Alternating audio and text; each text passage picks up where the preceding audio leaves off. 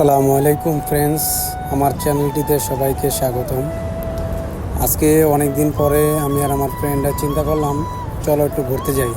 তো ডিউটি করা অবস্থায় এক ঘন্টার একটা সময় পাইছি আমরা। এমনিতে তো আমাদের কোনো ছুটি মিলে না, তাই আমার ফ্রেন্ড বলতেছে চল আজকে 1 ঘন্টা সময়ের ভিতরে আমরা ঘুরে আসি। কোথায় যাবি? সাগর পাড়ে। তো আমরা দুজনে রেডিমেডি হইয়া তারপরে প্ল্যানিং শুরু করলাম।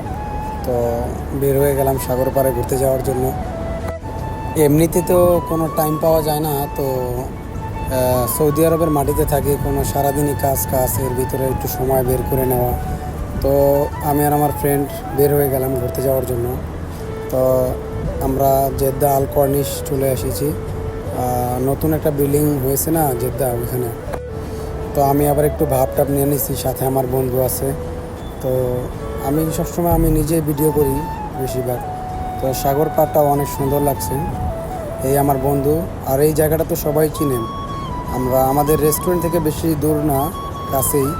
তো এইখানে আমাদের প্রায় প্রায় আসা হয়, কিন্তু সময়ের কারণে রেগুলার আসতে পারি না।